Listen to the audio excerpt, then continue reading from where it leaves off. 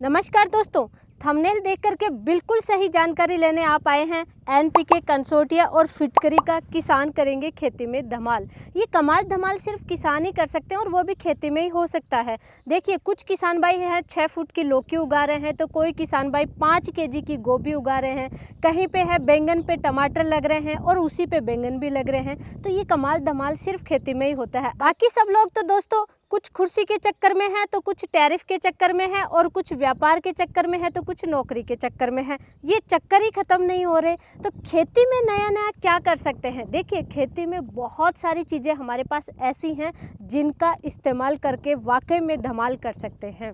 जैसे कि फिटकरी है, एनपीके कंसोर्टिया है, और भी चीज़ें मैं कवर करूँगी। अभी खेत खाली हो रहे हैं, बाजरे की कटाई हो रही है, धान की कटाई हो रही है, गंवार की कटाई हो रही है, मूंग की कटाई हो रही है, और नया सीजन शुरू हो रहा है नई फसलों का, जहाँ पे गेहूं लगाए जाएंगे। सरसों के समय हो रहा है, सरसों भी किसान भाई बोएंगे। उसके बाद में जैसे चना है, जौ है, मेथी है, बहुत सारी फसलों के आगे बुआई करेंगे। आलू की फसल बहुत इंपॉर्टेंट है, बहुत मुनाफा कमाते हैं आलू के किसान भाई। वहीं पे लहसुन की भी किसान भाई तैयारी कर रहे हैं। इन सब फसलों में दोस्तों सिर्फ एक ही काम, ऐसा नहीं है कि सबकी मिट्टी में सेम काम हो जाएगा, सब फसलों में एक काम हो जाएगा। आपको अपनी मिट्टी की पहचान करनी होगी, आपका पानी कैसा है उसकी पहचान करनी होगी, और कौन सी फसल की बिजाई करने जा रहे हैं उसकी पहचान आपको करनी है। तभी आप बहुत अच्छा प्रोडक्शन ले सकते हैं। कैसी भी फसल है दोस्तों, और खर्चा नहीं बढ़ेगा। अक्सर मैं हमेशा डिस्कस करती हूँ दोस्तों, खाली पानी तो कभी भी मत चलाइए। आप पलेवा करेंगे, आगे सरसों की बिजाई करेंगे, गेहूं की बिजाई करेंगे, या किसी भी फसल की प्लांटेशन करने जा रहे हैं, रोपाई करने जा रहे हैं, बिजाई करने जा रहे हैं, पहले पलेवा हम जरूर करते हैं। तो पलेवा में ऐसी क्या चीज़ चला सकते हैं जिसकी वजह से आगे चल करके आपकी फसलों में रोग बिल्कुल नहीं आएंगे, कीट बिल्कुल नहीं आएंगे। खारा पानी है तब भी पैदावार अच्छी मिलेगी। लास्ट ईयर दोस्तों हमने खारे पानी में तरबूज की क्रॉप ली है, बहुत अच्छी क्रॉप ली है। हमारे वीडियो आए हैं, कमेंट्स आए, खारे पानी में कैसे पॉसिबल है, हमने करके दिखाया है। अनार की फसल है, हमारे मौसम्बी की फसल है, तो हम खारे पानी में कैसे कर रहे हैं वो भी मैं आपको बताऊंगी क्यों हो रहे हैं, इतना प्रोडक्शन हम कैसे ले रहे हैं। अगर खारा पानी है, मिट्टी खराब है, तब भी आप अच्छी पैदावार ले सकते हो, लेकिन तरीका आपको समझना पड़ेगा। देखिए, आपके खेतों में इस समय 3 सिचुएशन है कोई भी नई फसल लेने से पहले। पहला सिचुएशन है, आपके खेत में कोई घास खरपतवार बहुत ज़्यादा खड़ी है, या फिर आपने खाली प्लॉट छोड़ दिया तो उसमें भी बारिश की वजह से बहुत ज़्यादा घास वगैरह हो जाता है, या फिर आपने हरी खाद तैयार की है, जैसे डेचा वगैरह, किसी की भी आपने हरी खाद तैयार की है, तो उसको अब आपको रोटावेटर से या किसी से भी मिट्टी में मिला करके अच्छे से डिकम्पोज करना पड़ेगा। और डिकम्पोज इतना अच्छा हो, ऑर्गेनिक कार्बन में कन्वर्ट करना पड़ेगा, ताकि मिट्टी इतनी ज़्यादा फर्टाइल हो जाए कि सोना उगले। इतना अच्छा आपको मिट्टी तैयार करना है। अगर डिकम्पोज अच्छे से नहीं किया, ऑर्गेनिक कार्बन में कन्वर्ट आपने नहीं किया, तो दोस्तों आने वाले समय में जो भी आप फसल लेंगे उसमें दीमक वगैरह की समस्या आएगी। पूरे चांसेज हो जाते हैं, और अन्य भी कई रोग आने के चांसेज होते हैं। तो जो भी आपके खेत में घास है, खरपतवार है, या ग्रीन मैन्योर तैयार किया, उसको बहुत अच्छे से आपको डिकम्पोज करना है। और डिकम्पोज फटाफट कैसे कर सकते हैं वो मैं आपको प्रैक्टिकल दिखाऊंगी। सेकेंड सिचुएशन, आपकी मिट्टी बिल्कुल स्वस्थ है, कोई घास खरपतवार कुछ नहीं है, बहुत अच्छे से आपने तैयार कर ली, लेकिन आप आने वाले समय में आलू की बिजाई करेंगे, लहसुन की बिजाई करेंगे, या सब्जियों की खेती करने जा रहे हैं, बेड बना कर के प्रॉपर प्लांटेशन आप करेंगे, या बिल्कुल स्वस्थ पानी है, नहर का पानी आता है, नदी का पानी आता है, मिट्टी बिल्कुल स्वस्थ है, तब भी आपको क्या करना चाहिए। थर्ड सिचुएशन, जो कि किसान भाई हमारी तरह है, जिनका खारा पानी है, मिट्टी खराब है, यानी कि जिनका pH 8 है। बहुत सारे किसान भाइयों की रिपोर्ट हमारे पास व्हाट्सअप आती है, व्हाट्सअप पे करते रहते हैं, हमें भेजते रहते हैं, चेक करवाते हैं आगे क्या हम कर सकते हैं।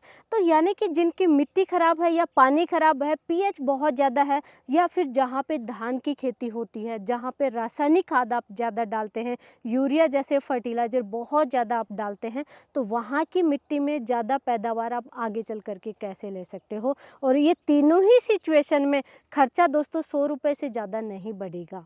100-150 रुपये के खर्चे में बहुत अच्छे आप काम कर सकते हो, और करना एक ही काम है। कैसी मिट्टी है वो आप आगे मैं क्लियर करूँगी, तो लास्ट तक आप ज़रूर बने रहें। तो फर्स्ट सिचुएशन दोस्तों, सबसे पहले हम क्लियर करेंगे जो किसान भाई इस समय ज़्यादा खेती करेंगे। सर्दियों में सबसे ज़्यादा सब्जियों की खेती होती है बैड विधि द्वारा, या जैसे भी आप खेती कर रहे हैं, साथ ही आलू की फसल लेने जा रहे हैं या लहसुन की फसल लेने जा रहे हैं, मिट्टी बिल्कुल स्वस्थ है या मिट्टी स्वस्थ नहीं है लेकिन रासायनिक खाद बहुत ज़्यादा आप डालते हैं, यूरिया, DAP, MOP, म्यूरेट और पोटास है, ऐसे फर्टिलाइज़र बहुत ज़्यादा डाल रहे हैं। एक तो देखिए ये महंगे फर्टिलाइज़र हैं, उपलब्ध आसानी से नहीं होते, लाइन में लग लग करके किसान भाई इनको परचेज करते हैं और जब खेतों में डालेंगे तो ये फिक्स हो जाते हैं, फसल को नहीं लगते। ये सबसे बड़ी समस्या है।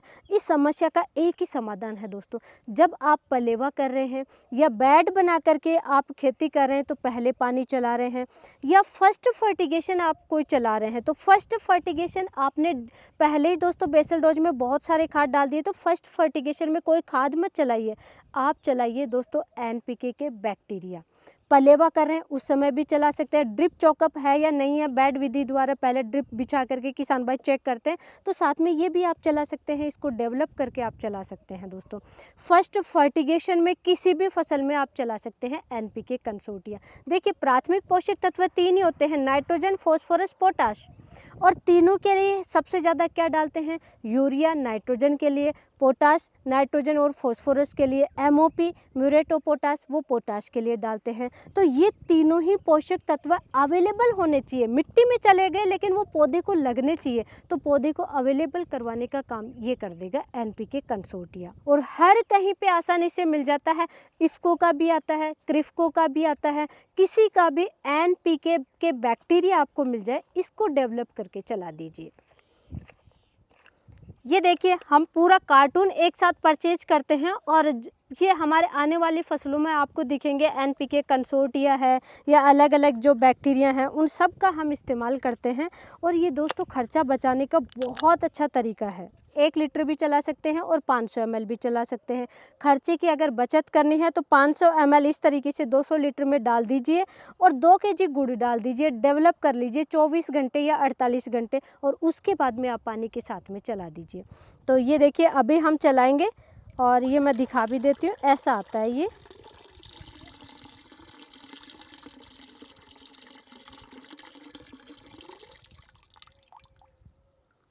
सिर्फ आपको 500 ml ही डालना है 200 लीटर पानी में, और 2 kg गुड़ डाल दीजिए। और पलेवा कर रहे हैं तब आप चलाइए, पहले पानी के साथ में चलाइए, फसल की किसी भी अवस्था में बेझिझक आप चला सकते हैं। और ये आता है बहुत ही सस्ता आता है। इस पे MRP की अगर मैं बात करूँ तो दोस्तों 110 रुपये इस पे MRP है। 500 ml की ये बोतल है दोस्तों, तो बहुत सस्ता है, ज़्यादा महंगा नहीं है, ज़्यादा खर्चा नहीं होगा।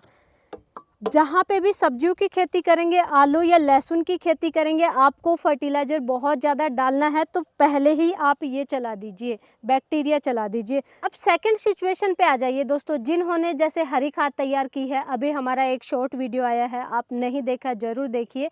हमने हरी खाद तैयार किया ढींचा, लेकिन पानी का भराव था इसलिए हम उसको जल्दी से पलट नहीं पाए और हाइट बहुत ज़्यादा चली गई, 8 फीट तक हाइट चली गई, तना उसका काफ़ी मोटा हो गया जल्दी से, अब वो डिकम्पोज नहीं होगा। साथ ही जिनका खेत खाली था या अभी जैसे बाजरा गवार की कटाई करेंगे, मूंग की कटाई करेंगे, तो वहाँ पे भी वो वेस्टेज रहता है फसल का, और जल्दी से आपको तो सरसों गेहूं की ऐसी फसलों की बिजाई करनी है, या फिर धान है और धान के बाद में किसान भाइयों को आलू लगाना है, तो वहाँ पे जो फसलों के वेस्टेज है उसको जल्दी से जल्दी डिकम्पोज करना है।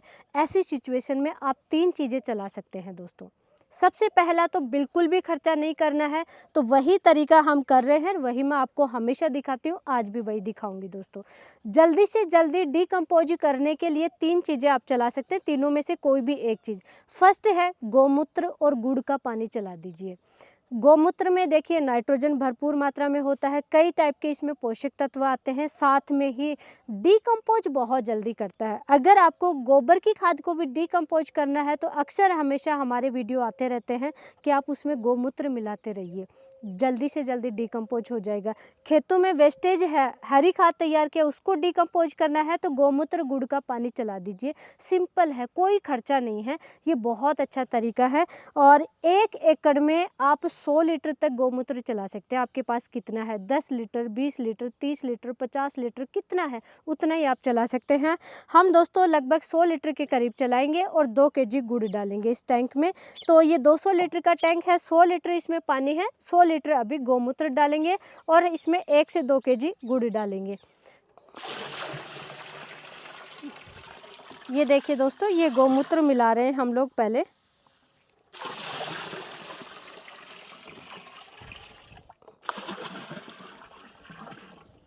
अभी इसको और भरेंगे कंप्लीट और फिर इसमें गुड़ मिला करके रख देंगे, फिर खेतों में चलाएंगे।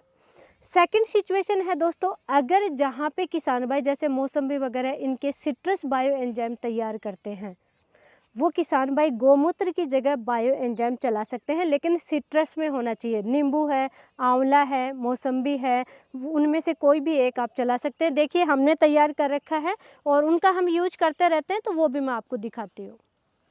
दोस्तों ये देखिए काफ़ी बायो एंजाइम हैं हमारे पास में, जैसे कि ये भी सिट्रस बायो एंजाइम है हमारे पास।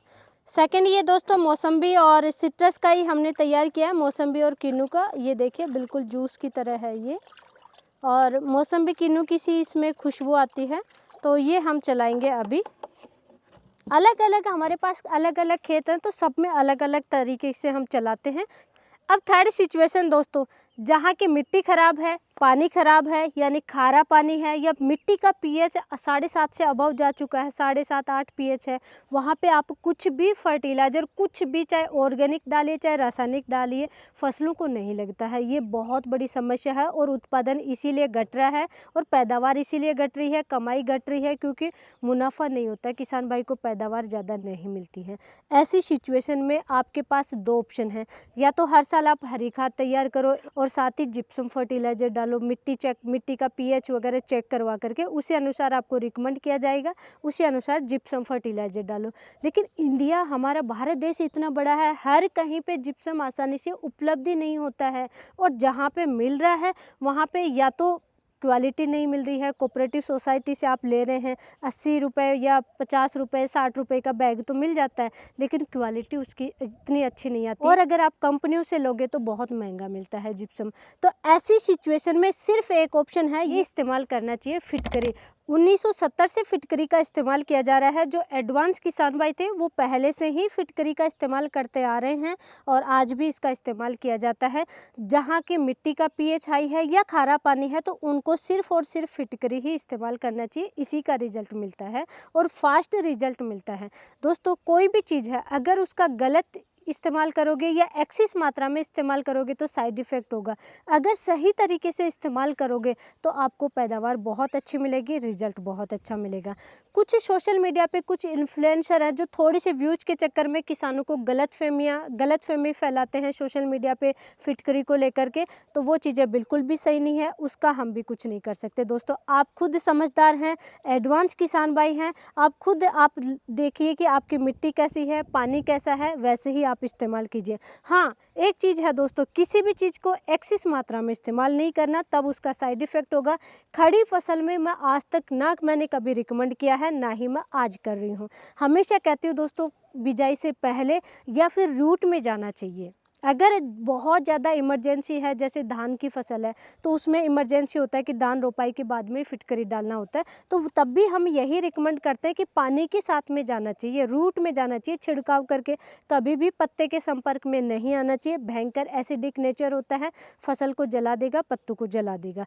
और बाकी जो भी फसलें हैं, धान के अलावा कोई भी फसल है, बिजाई से पहले या रोपाई से पहले ही आप पलेवा करते, तभी आपको फिटकरी चलाना चाहिए। रिजल्ट वाकई में इसका अच्छा है, लेकिन सही तरीके से आप इस्तेमाल कीजिए। फिटकरी के बारे में शॉर्ट में मैं एक बार डिस्कस कर देती हूँ दोस्तों। पोटेशियम एल्यूमिनियम सल्फेट ये होता है, पोटाश एलम भी इसको बोलते हैं, और एलम नाम से भी इसको जानते हैं, फिटकरी नाम से आप सभी जानते ही हैं। इसका इस्तेमाल वाटर प्योरीफिकेशन में पानी को साफ़ करने के लिए इस्तेमाल होता है। चमड़ा उद्योग में इसका इस्तेमाल किया जाता है। कपड़ा उद्योग में इसका इस्तेमाल होता है। कॉस्मेटिक सामान जो आते हैं, जैसे पार्लर वगैरह में सामान जो आते हैं, क्रीम वगैरह, उनमें भी ये आता है और लिखा हुआ आता है पोटेशियम एल्यूमिनियम सल्फेट। फिटकरी लिखा हुआ नहीं आएगा दोस्तों, इस चीज़ को आप रीड ज़रूर करना। वही पर्सनल केयर के जो सामान आते हैं उसमें इसका इस्तेमाल होता है। हेल्थ केयर के जो सामान होते हैं हॉस्पिटल्स में इसका इस्तेमाल होता है। मेडिकल लाइन में इसका इस्तेमाल होता है। मतलब कि हर इंडस्ट्री में फिटकरी का इस्तेमाल होता है और खेती में भी 1970 से इसका इस्तेमाल किया जा रहा है। तो सही तरीके से आप इसका इस्तेमाल करें, अच्छा रिजल्ट लें। सस्ता ये मिलता है, आसानी से फिटकरी उपलब्ध भी हो जाती है। अब खेती में थोड़ा सा इसके फ़ायदे जानना बहुत ज़रूरी है। सबसे मेन उद्देश्य होता है इसका इस्तेमाल करने का, वो है पीएच को कम करना। इसमें होता है एल्यूमिनियम। एल्यूमिनियम पीएच को बहुत जल्दी से डाउन करता है, इसलिए एल्यूमिनियम का फ़ायदा लेने के लिए हम फिटकरी का इस्तेमाल करते हैं खेती में। अदरवाइज ये फंगिसाइड का कार्य भी करता है, फंगस को भी काफ़ी हद तक कंट्रोल करेगा। इंसेक्टिसाइड का भी कार्य करता है। सल्फेट फॉर्मुलेशन में सल्फ़र भी होता है, तो एक तरीके का न्यूट्रिशन भी जाएगा। पोटाश भी एक तरीके का न्यूट्रिशन होता है, लेकिन एज ए फर्टिलाइज़र हम इसको इस्तेमाल नहीं कर सकते। इसको सिर्फ पीएच को डाउन करने के लिए, इसके एल्यूमिनियम का फ़ायदा लेने के लिए ही हम इसका इस्तेमाल करते हैं फिटकरी का। और हाँ, इसकी डोज का आपको ज़रूर ध्यान रखना है। इसकी परफेक्ट डोज होती है 1 एकड़ में 2 kg प्रति एकड़ के हिसाब से।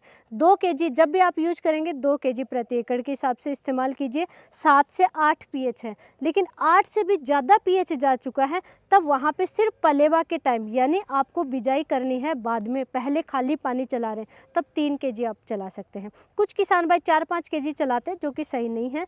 3 kg हाईएस्ट आप चला सकते हैं, अदरवाइज तो 2 kg प्रति एकड़ के हिसाब से आप चलाइए। 1 साल में 3 बार आप यूज कर सकते हैं। तो कोई भी फसल लेने जा रहे हैं, फसल लेने से पहले ही आप इसको चला दीजिए, ताकि पूरी क्रॉप में आपको अच्छे से रिजल्ट मिलता रहेगा।